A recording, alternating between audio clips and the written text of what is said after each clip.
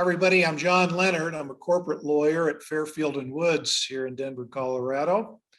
Joined here again with Colin Walker, who's done a series of employment law videos. We thought we'd ask him back with COVID ending and talk about how to reopen your place of business, your office after COVID or wherever we are with COVID. So Colin, thanks for joining, Colin, by the way. My pleasure, John. It's great to be here. Yeah. Well, what rules are there regarding when an employer can open and how they reopen? What's the government saying? Yeah. Well, good question. And it's tricky and it's on a lot of people's minds. There aren't many hard and fast rules about this. There's a lot of guidance and opinions and that kind of thing.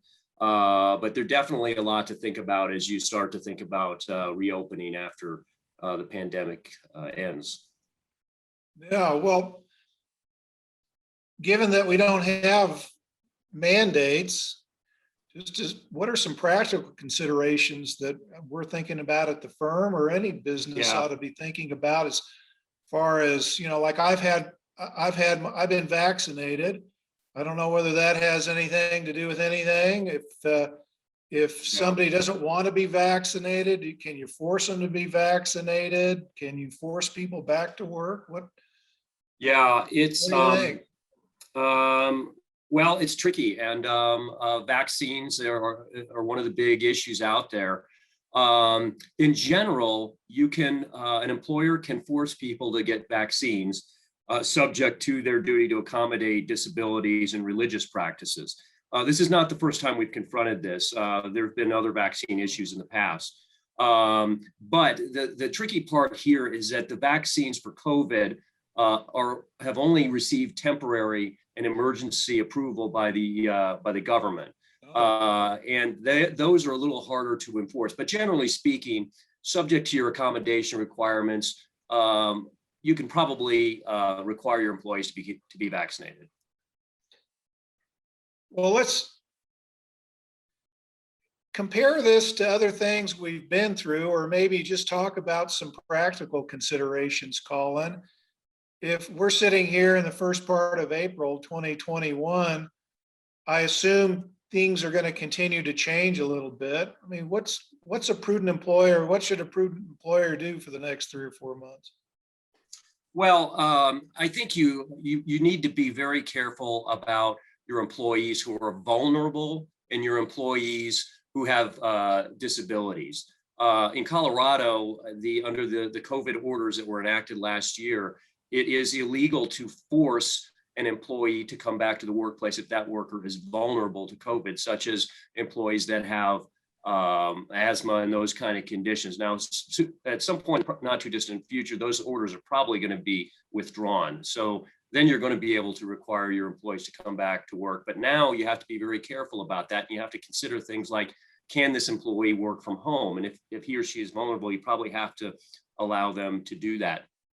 Kind of similarly with employees that have disabilities that might make them more susceptible to COVID, you have to consider accommodations that you might be able to make with them, such as allowing them to work from home again, or using particular protective equipment, or staying away from other workers, that kind of thing. Sounds like, a lot of things in your practice in employment law are really facts and circumstances driven.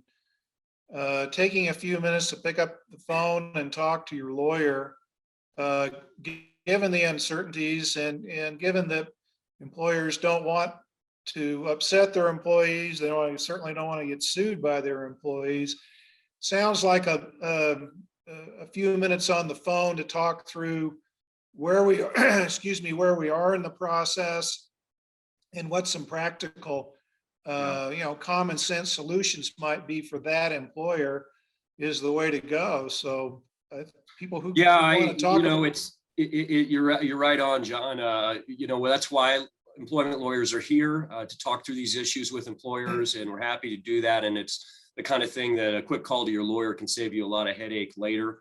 if you're requiring vaccines and an employee comes to you and says, hey, it's against my religious beliefs to take a vaccine, you better pick up the phone and call your lawyer, because it's very tricky. And this falls into the realm of don't try this at home, kids. So be very careful with that. All right. Well, Colin, thanks for joining. I know we'll have your contact information after this slide on how folks can get a hold of you. You're also doing an employment law blog. Tell us how to get connected with you on that. Yeah, I am. It's called C-Level Law, C-Level Law, C for Colin, C for C-Level Executive. And you can just Google that right up, C-Level Law, and it'll come up. And I talk about these kind of issues and a lot of other issues related to employment law. So I'd love to see you there. Yeah, tremendous. Thanks for joining us today, Colin. Thanks for having me, John.